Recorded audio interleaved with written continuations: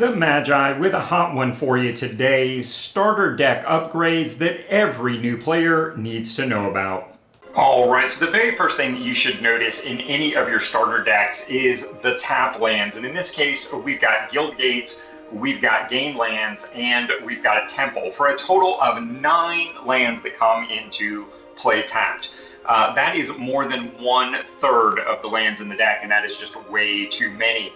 As a general rule, if you don't have anything in your deck that cares about Guild Gates, you are going to want to drop every single one of these. And when it comes to the Game Lands, with the exception of the white-black starter deck, or any deck that cares about life gain, you're going to want to drop an additional copy there. So that gives you 19. That's just too few lands. So what are we going to add? Well, the first thing that we want to add is a single copy of Fabled Passage. This basically lets us tutor up one of our basics to help with color fixing, and it also thins our deck to make our future card draws potentially better. And the other rare that we want to add to every single one of our starter decks is Starting Town, ironically enough.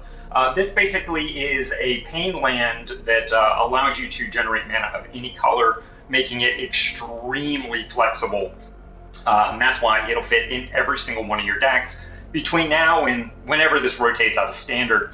And if you notice, it enters tapped unless it's your first, second, or third turn of the game. So it is still fast mana when you need it to be. And just to show you that we are going to do the thing here, I'm going to go ahead and craft that card right now.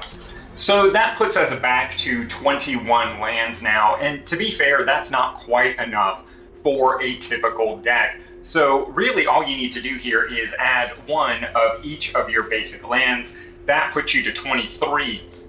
Not only is this mana base infinitely better than what you started with, but it frees up a slot in your deck in order to add an additional card, whether that's a random rare that you got from opening packs, something you picked up and jump in and particularly like, but you can immediately start making the deck your own. And one of you lucky newbies out there is going to get 2 additional starter decks for your Arena collection absolutely free just by figuring out the 2 blacked out numbers.